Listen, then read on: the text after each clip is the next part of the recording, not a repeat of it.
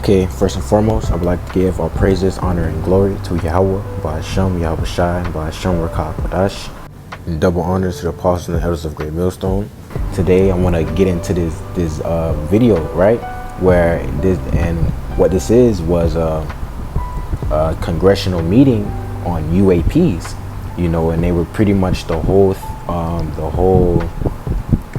meeting trying to get the truth out on what these UAPs are, right? And they really went into a lot. Like, I wish I was taking timestamps when I was first watching it, because when I first watched it, I was like halfway asleep. I just, turned it on to listen to it.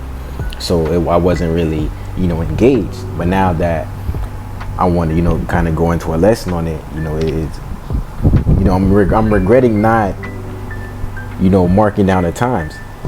But yeah, we're just gonna jump right into it, watch a little and then, grab some scriptures, hopefully it'll be edifying.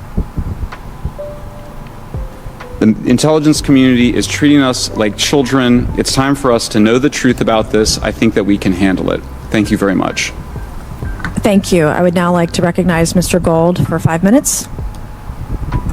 Thank you, Chairwoman Mace, Chairman Groffman, Ranking Members Connolly and Garcia, Representative Moskowitz, and distinguished members of both subcommittees.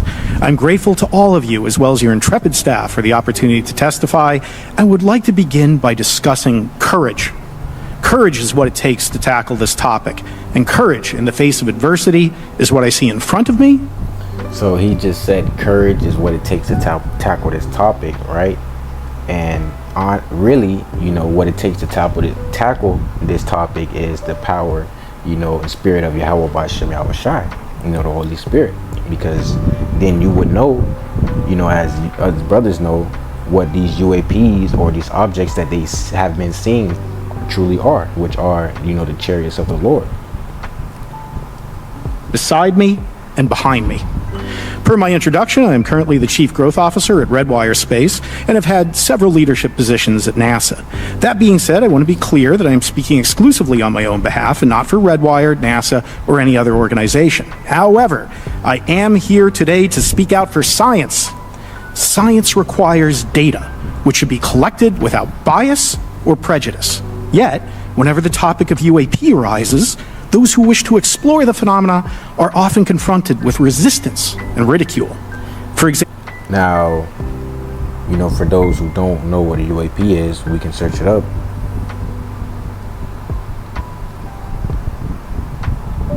UAP stands for Unidentified Anomalous Phenomena. It's a term used by the U.S. Department of Defense and other organizations to describe objects or phenomena in the sky, sea, or space that are not immediately identifiable and whose behavior or performance characteristics are not readily understood. Right? And UAP is really just a more broader term for, UFOs. UFOs are normally dealing with the flying objects, but UAP covers, aspects in all areas, as it says, the sky, sea, or space.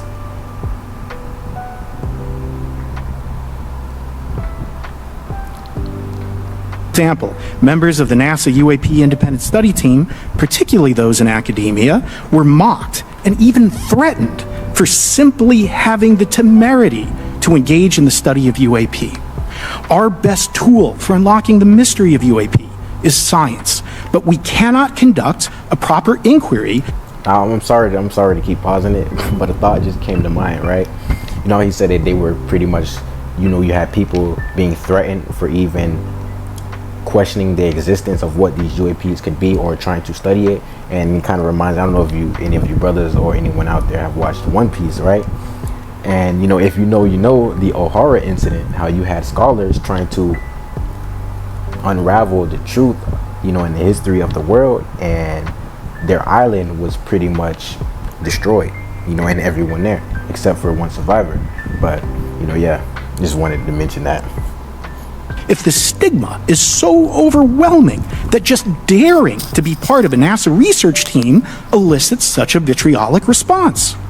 Therefore, one of the most important actions that can be taken relative to exposing the truth of UAP is to combat the stigma. And this is where I believe that NASA can be eminently helpful.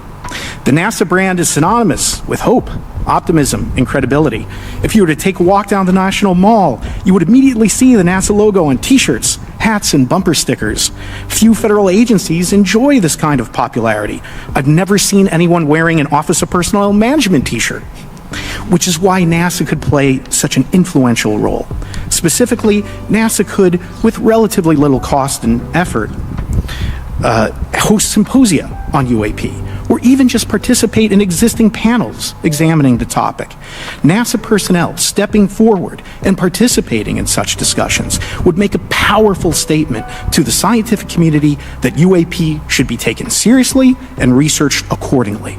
In regard to research, NASA has vast archives, much of which may contain important UAP data. Again, for relatively little cost and effort, NASA could create an AI or ML algorithm that could search the agency's archives for anomalous phenomena. I suspect that such an effort would not only result in information that will help us to understand UAP, but could result in data that will assist in other areas of scientific inquiry, such as anomalous weather or meteorite activity. Beyond its existing archives, NASA could act as a clearinghouse for civilian and commercial UAP data. During my work on the UAP Independent Study Team, it quickly became evident that there is no clear or well-publicized process for civilian pilots to report UAP sightings. The stigma associated with UAP hampers the number of pilots that would report such phenomena, but even for those who overcome the stigma, I believe the current FAA guidance is largely unknown and poorly. What if I told you mastering AI could replace your side hustle? It's 2025. AI. Understood. In order to effectively collect UAP data, the independent study team recommended the use of NASA's Aviation Safety Reporting System, or ASRS. This system, which is administered by NASA and funded by the FAA, provides a confidential means for the reporting of safety violations in a voluntary and non-punitive manner. Over 47 years, the ASRS has collected nearly 2 million reports. ASRS is the perfect tool to collect UAP data, which could then be collated by NASA and shared with the public at large. Leveraging ASRS could create a treasure trove of UAP data, potentially hundreds of thousands of reports, supporting this hearing's goal of exposing the truth.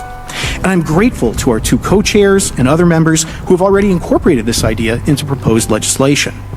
At this hearing, and as others have demonstrated, the UAP issue is justifiably dominated by national security and defense. However, I would urge the subcommittees to keep in mind the numerous ways that NASA and the FAA, as well as commercial activities in the air, in space, and in the water, can generate a massive amount of invaluable data on anomalous phenomena. I cannot help but be excited by the potential for such an endeavor, since scientific discovery is driven by anomalies. It's the existence and study of anomalies that led to the theory of relativity, quantum mechanics, and nearly all of humanity's scientific breakthroughs. This is why the study of UAPs should be embraced, since whatever is occurring, the chance to garner new knowledge should never be ignored. We must be thorough in collecting information, fearless in making conclusions, and open to following the data, no matter how mundane or extraordinary the results may be. I began this testimony by praising the Joint Subcommittee members for their courage, and I will end by echoing that sentiment. As the saying goes, the truth is out there.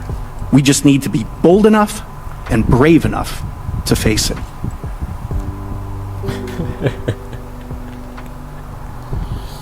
Right, so it says the truth is out there, they just need to be bold enough and brave enough to face it, which is, that's true. Like, the truth is out here, once again, with the spirit and power of Yahweh Bashem Shai, start off with the elders and apostles of GMS, and on down, the 100% truth has been given. And yeah, he's right, they have to be brave enough and bold enough to face it, because ultimately, the truth is against them. So, but honestly, whether they are bold enough or brave enough to face it, it doesn't matter. The Lord is still going to do what he does. And actually, the Lord will put the spirit on them to be brave enough to come up against him and his chariots, which they're speaking about in this video that they don't know. But yeah. Thank you. Thank you. Thank you all. I will now recognize myself for 5 minutes of questioning. I have a lot of questions. and I have a lot of witnesses. So I would just ask if it's yes or no to please just tell me yes or no. If it requires more than that, be very succinct, because I would like to go down the line and ask as many questions as possible. So for the Admiral this morning first, former DoD official Chris Mellon reached out to you about satellite imagery from 2017 that depicts a UAP. What were the dates in 2017 when this occurred? I can't share with you the details, ma'am, but I can do it in a closed setting, and I can also tell you the agency that wrote a report on it. Okay, so who has the imagery? I can tell you that in a closed setting. Can you describe what was depicted in the satellite imagery? Just a description. It was a UAP, ma'am. That's it? No other description? The term that the analysts used, they called it the button. It was a disc-shaped object. Okay, where was it? I can't tell you that, ma'am. Okay. All right. Okay, Mr. Elizondo, you state in your testimony that, quote, advanced technologies not by our He said it was a disc-shaped object. Remember that. government or any other government are monitoring sensitive military installations around the globe, end quote. If these technologies are not made by any government, who's making them? Private companies, or are you implying they are crafted by a non-human intelligence? Well, ma'am, that's precisely why we're here. The problem is that, temporally speaking, over decades, not just the last 10 years, to put this in perspective, Are these private companies you're implying, or is this non-human intelligence? It may be both. Okay. When it comes to Blue Force Technologies, I would not be able to discuss. Okay. Are you read into secret UAP crash retrieval programs? We would have to have a conversation in a closed session, ma'am. I signed documentation 3 years ago that restricts my ability to discuss specifically crash retrievals. I submitted for my book through the DOPSR process, which took a year for it to be reviewed. And what is in the book is what I was told I'm allowed to talk about. Has the government conducted secret UAP crash retrieval programs, yes or no? Yes. Okay. Were they designed to identify and reverse engineer alien craft, yes or no? Yes. Does the U.S. government have any reverse, okay, we already answered that question about retrieval programs. Do any U.S. contractors have the same? I would prefer to address that in a closed session, ma'am. Okay. In your book, you mentioned government employees who've been injured by UAPs, placed on leave, and receiving government compensation for their injuries. Is that correct? That is correct. How can the government deny we have recovered craft if they're paying people because they've been injured by recovered craft? Ma'am, that's a great question. That's why I think we're here again, because I've seen the documentation by the U.S. government for several of these individuals who have sustained injuries as a result of a UAP incident. It's a crazy idea, right? The hypocrisy and the logic. Okay, Mr. Schellenberger, I'm going to say it again to be very clear. Immaculate Constellation. What's its mission and how are they funded? Its mission is to, as I stated, its mission is to, it's an unacknowledged special access program. Its mission is to document UAPs. Okay, and do you, for your story and your report, do you have more than one credible source? I do. Sourcing, okay. I do. And then why do you believe your sources to be credible? How do you judge the veracity of the documentation you've been provided about this program? I checked the sources, and they are who they say they are. They are current or former government officials. Mm-hmm. I wanted to also add that I did not specify that they were Defense Department employees. I didn't specify the agency nor the gender. Would they have included non-government employees, people that aren't employed by the government? These are, I'm comfortable saying that these are government or previously government employees. Any of them currently employed by a private contractor or private contractors? I'd rather not say. Okay. What's the key takeaway, just a few seconds, about the Immaculate Constellation document you provided us today? I think that what the American people need to know is that the U.S. military and intelligence community are sitting on a huge amount of visual and other information, still photos, video photos, other sensor information, and they have for a very long time. And it's not those fuzzy photos and videos that we've been given. There's very clear high res, high resolution. How many visuals, graphics, videos, photos? I mean, I've been told hundreds, maybe thousands. I mean, I also wanted to say, because there was some conversation around concern around the revealing of these materials, revealing the source collections, but some of these are shot from helicopters. So hundreds or maybe thousands of evidence, in high-res, clear HD photos, videos of these chariots, UFOs, UAPs. normal videos of oceans. I just think that's absurd that somehow you're going to be revealing some secret U.S. technology by revealing that you've photographed orbs off the coast of Kuwait. Okay, thank you. I have 8 seconds. Mr. Gold, did the NASA independent study team get briefed on what you call OSAP? I'm not 40. I'm 68. I do Tai Chi for 7 minutes a day. Very quickly. I flagged the Advanced Aerospace Weapons System Investigation Program to our chair and our DFO. We did not get briefed, but I believe it is definitely worth looking into. That was probably the largest UAP review effort ever, and I think produced a lot of interest data, including revealing Nimitz. I don't know if my fellow witness Lou might want to, he did yeoman's work on it, might want to comment. Okay. All right, I'm going to turn to Mr. Moskowitz, who will be recognized for 5 minutes of questioning. Thank you, Madam Chairwoman.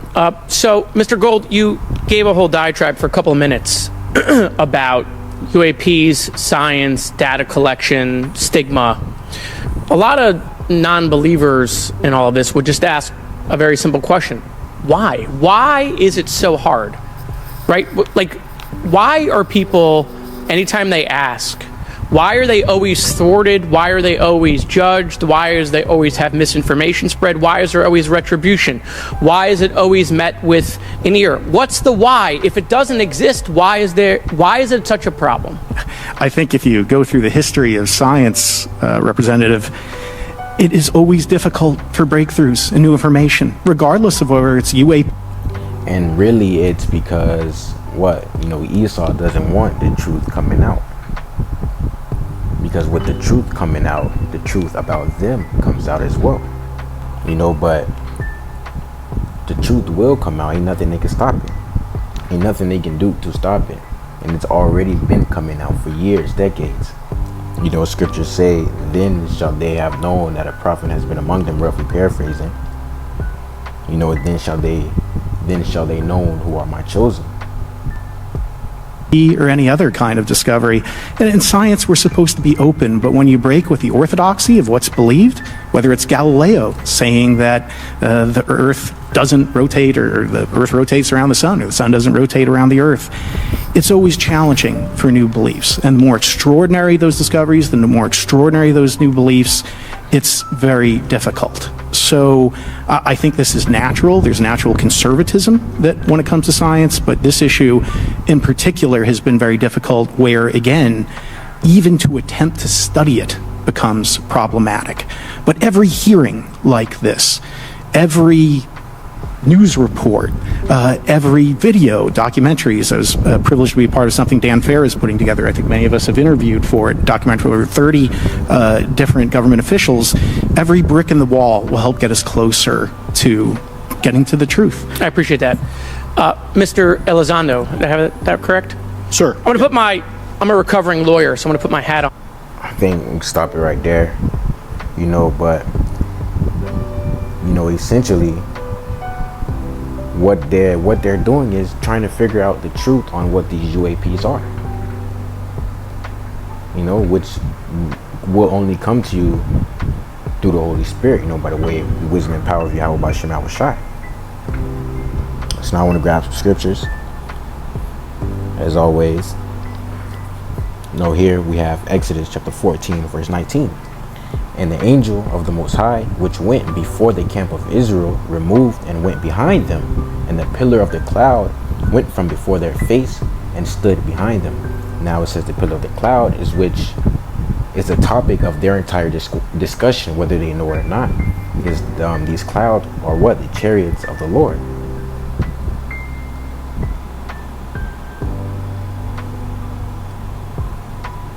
This is Psalms chapter 104. You can start at verse 1. The Lord's care over all his works. Bless the Lord Yahweh by Shem Shai, O my soul, O Lord my power. Thou art very great.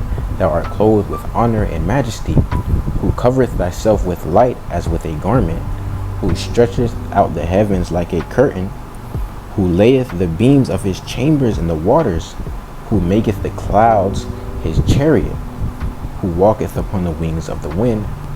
Right, and right there is letting us know what these clouds are. They're the Lord's chariots. Now from here, let's go to Ezekiel chapter 10. I'm going to start at verse 9. So it says, "And when I looked, behold, the 4 wheels by the cherubims, one wheel by one cherub, and another wheel by another cherub, and the appearance of the wheels was as the color of a beryl stone."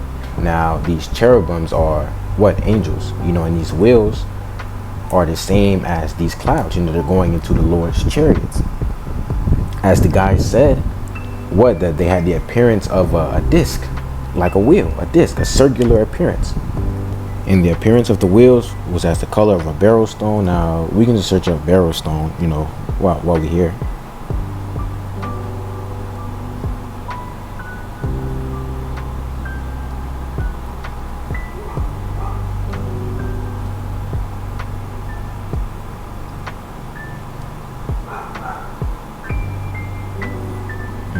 Okay.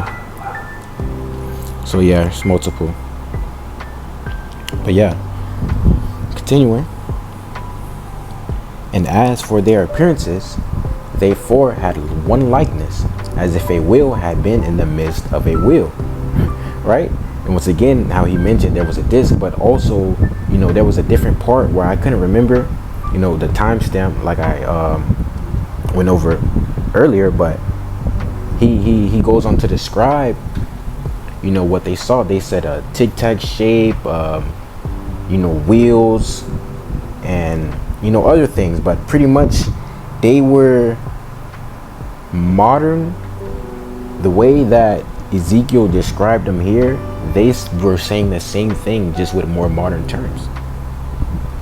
As it says, "And as for their appearances, they 4 had one likeness, as if a wheel had been in the midst of a wheel. When they went upon their 4 sides. They turned not as they went, but to the place whither the head looked, they followed it. They turned not as they went." So once again, and in that meeting, they spoke about how these UAPs that they were seeing were moving unnaturally. As we just read here, they turned not as they went, right? Because this isn't a natural thing, it's a divine thing.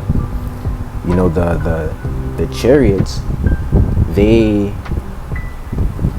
way they move is like they could travel at the speed of light one direction, and then the very next millisecond break a left, break a right. So yeah, that is unnatural to us. Like, I really wish I took those, time steps down, but it is what it is. This is verse 12. "And their whole body, and their backs, and their hands, and their wings, and the wheels were full of eyes round about, even the wheels that they 4 had." Now, when it says the eyes, on the wheels, is going into like the windows. But speaking on, the angels themselves, how it says, "and on their whole body, and their backs, and their hands, and their wings,"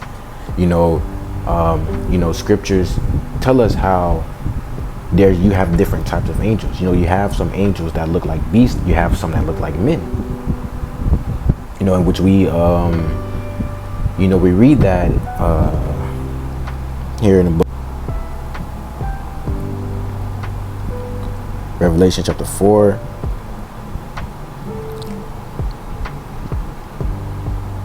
Right here, we can start at verse 6. Right, "And before the throne there was a sea of glass like unto crystal, and in the midst of the throne and round about the throne were 4 beasts full of eyes before and behind. And the first beast was like a lion, and the second beast like a calf, and the third beast had the face as a man, and the fourth beast was like a flying eagle." Right? So it's really like speaking on the same thing. You have, angels who have the appearance of beasts. Salaki, I keep clicking on that. But going back to Ezekiel.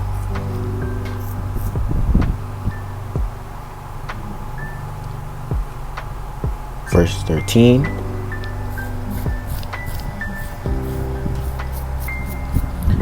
"As for the wheels, it was cried unto them in my hearing, a wheel, and everyone had 4 faces.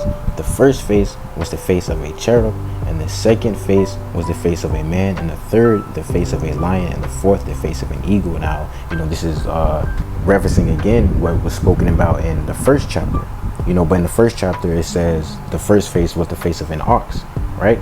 And once again, this is really going into like the characteristics, so to speak, of that angel. One had the face of an ox, representing that strength.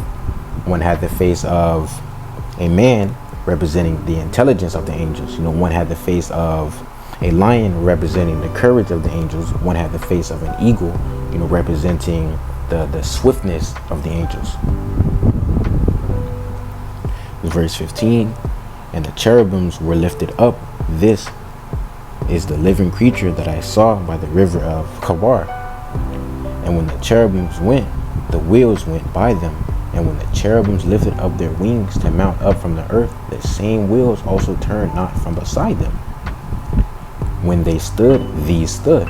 And when they were lifted up, these lifted themselves also, for the spirit of the living creature was in them, right? Because it was the spirit of the angel was one with the chariot. So that's how they were being controlled. That's how they could travel at the speed of light, and then the next second turn to the right, stop on a dime and turn to the right, or go up or go down, move unnaturally, quote unquote, as he quoted. And once again, this lets us know also how back in Exodus chapter 14, as we read,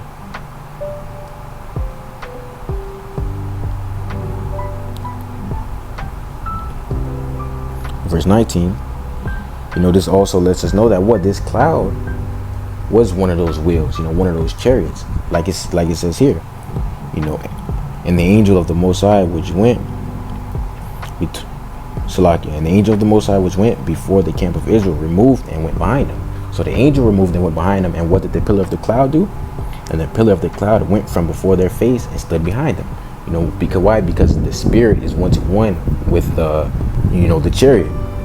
But it's like, they just had this whole, I don't know if y'all seen how long that was. Look, 9.5 hours. 9.5 hours of them twisting their heads, getting headaches, and stressing over what these UAPs were, right? And these are high level, high educated people. There was one part of the thing where one of the guys at the stand, speaking, one of the whistleblowers, he starts listing out his accolades because he was asked, and he just naming all this stuff. He was in this and that, he did this, he worked for them, he worked for these people, and they're trying to wrap their brains about what these UAPs are. But then here you got us, brothers who for the most part only have a high school diploma. Some probably don't even have that, and we know what these quote unquote UAPs are. But why is that?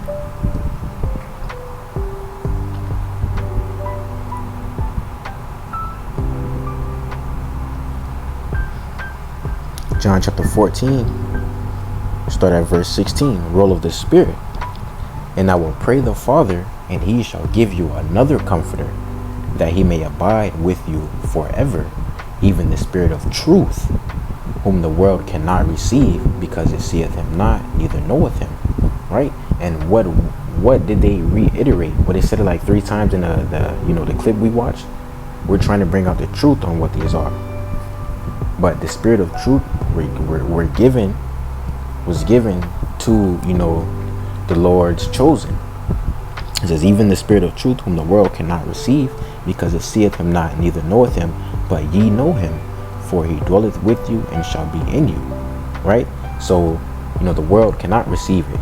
Those people in that room, those congressmen, they're of the world. They're not going to receive the Spirit of truth. That's why they're over there, for 9 hours trying to figure out what could these things possibly be. Because it seeth him not, neither knoweth him. And right, being in the world, like I've brought up before, they have this saying, I'll believe it when I see it. So they're not going to believe, believe in anything if they don't see it. But us, we don't have to believe. We don't have to see it in order to believe it. That's where that faith comes in at. But it says, and he shall give you another comforter. What is that comforter? Here in verse 25, these things have I spoken unto you, being yet present with you. But the comforter, which is the Holy Spirit, whom the Father will send in my name, he shall teach you all things and bring all things to your remembrance, whatsoever I have said unto you. Right? So it says he shall teach you all things. That's how we know what these UAPs, what these UFOs are. They don't. Why? Because they don't have that spirit of truth. They don't have that comforter. They don't have that Holy Spirit. Let's get 1 John chapter 4. Here we start at verse 1. Testing the spirits. Beloved, believe not every spirit, but try the spirits, whether they are of the Most High, because many false prophets are gone out into the world. That's right. Hereby know ye the spirit of the Most High. Every spirit that confesses that Yahushua HaMashiach is come in the flesh is of the Most High. And every spirit that confesses not that Yahushua HaMashiach is come in the flesh is not of the Most High. And this is that spirit of, it says Antichrist, anti-Messiah, in which, we know there's more than one anti-Messiah. 1 John, we read that in the 2nd chapter. Little children, 1 John chapter 2 verse 18, little children, it is the last time, and as ye have heard that anti-Messiah shall come, even now are there many anti-Messiahs, so there's more than one. But jumping back to the point,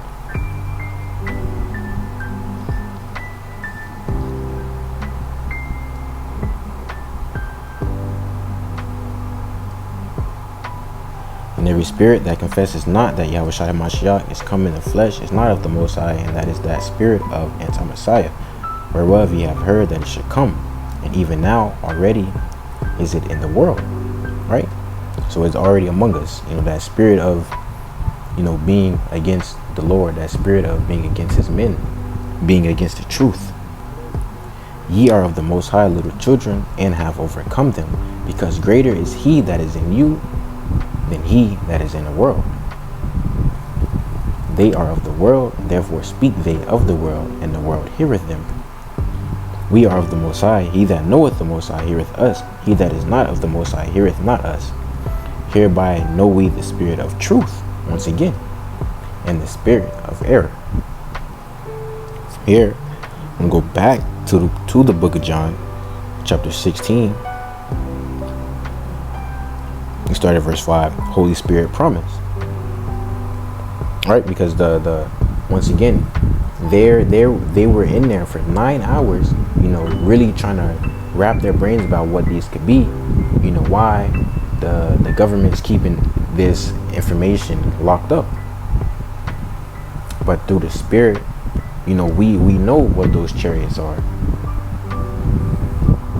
and more. So it says, John chapter 16 verse 5, but now I go my way to him that sent me, and none of you asketh me, whither goest thou? But because I have said these things unto you, sorrow hath filled your heart. Nevertheless, I tell you the truth. It is expedient for you that I go away. For if I go not away, the Comforter will not come unto you. Once again, being the Holy Spirit. But if I depart, I will send him unto you. Right, so Yahushua.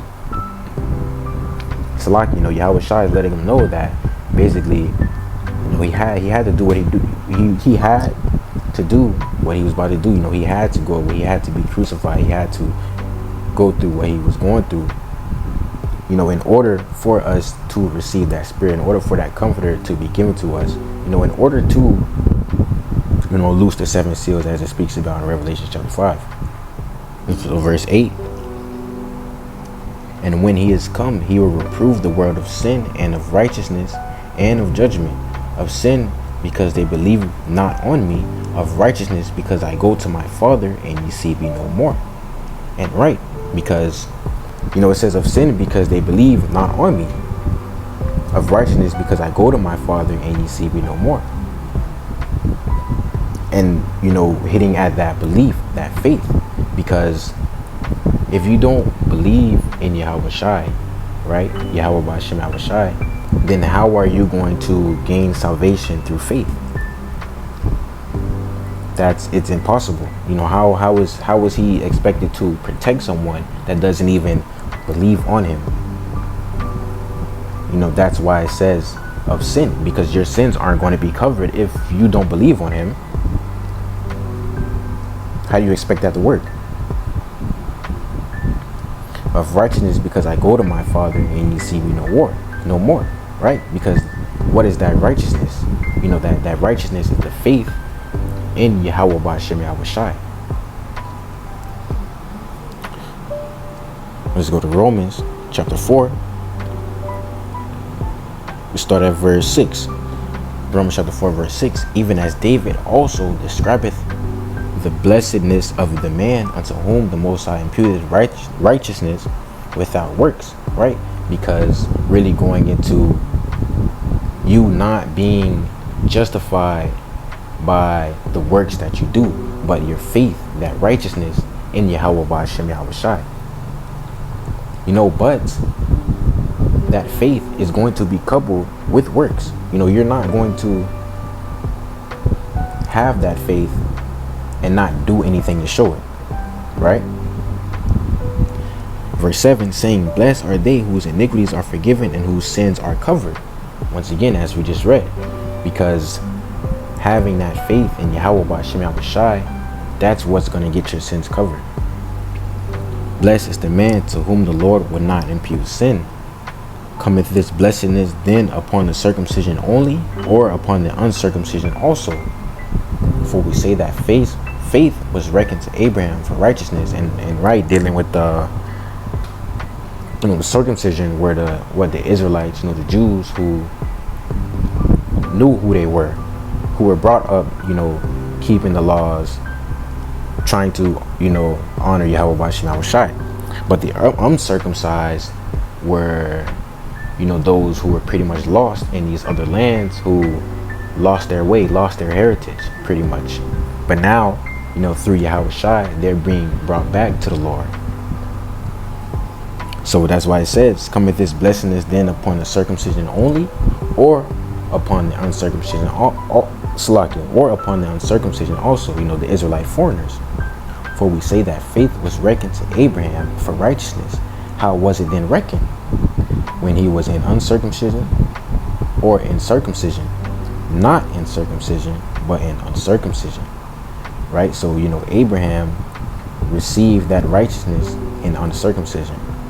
But you had, Jews at the time pretty much, against the Gentiles, the Israelite foreigners, the uncircumcised, receiving, that righteousness through faith, because they looked at them as heathens.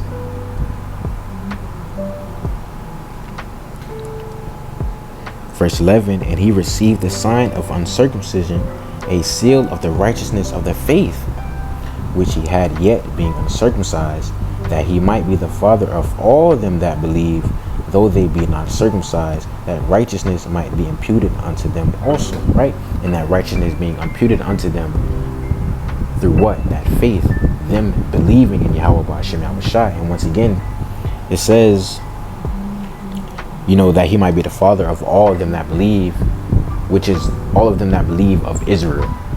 The Lord's only dealing with the Israelites. This book of Romans was written to Israelites who were in Rome, who didn't know that they were Israelites. Verse 12, and the father of circumcision to them who are not of the circumcision only, but who also walk in the steps of that faith of our father Abraham, which he had, being yet uncircumcised. Right? And Abraham showed that faith through his belief in the Lord, through his works. He wasn't going to do what he did if he didn't believe in the Lord. Right? And that's why faith couple works. Let me grab this real quick.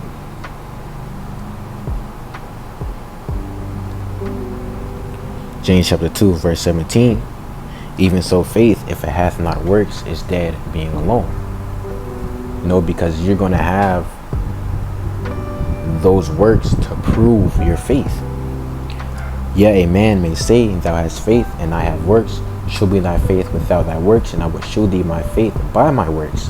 Thou believest that there is one power, thou doest well. The devils also believe and tremble. But wilt thou know, O vain man, that faith without works is dead? Was not Abraham our father justified by works, when he had offered Isaac his son upon the altar? Seest thou how faith wrought with works, with his works, and by works was faith made perfect? So it's with works coupled with that faith will it be made perfect.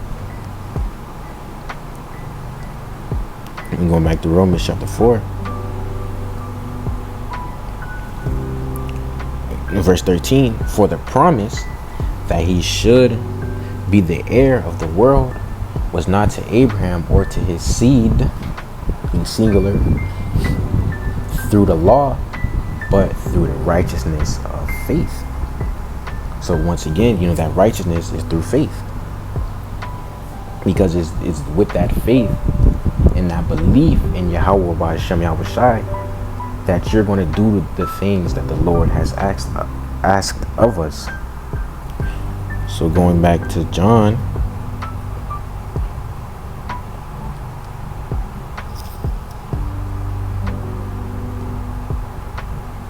all right, now it says, of sin because they believe not on me, of righteousness because I go to my Father and ye see me no more, of judgment because the prince of this world is judged. I have yet many things to say unto you, but ye cannot bear them now. Howbeit, when he, the Spirit of truth, is come, he will guide you into all truth. For he shall not speak of himself, but whatsoever he shall hear, that shall he speak, and he will show you things to come. All right, so with the Spirit of truth, you're going to be able to interpret the prophecies, interpret the scriptures in their fullness, 100% truth, as I said, that through Spirit and power of Yahweh by Shem Shai, starting with the elders and apostles of GMS, have been given out, has been coming out for years. It's that same Spirit of truth. How we know that these objects that they've been seeing from flying around that are unnatural are the chariots of the Lord. So with that being said, once more, I would like to give all praises, honor, and glory to Yahweh, by Hashem, Yahweh Shai, by Hashem, Rakah, Kodash, and double honors to the apostles and elders of Great Millstone, and Shalom to the whole full elect.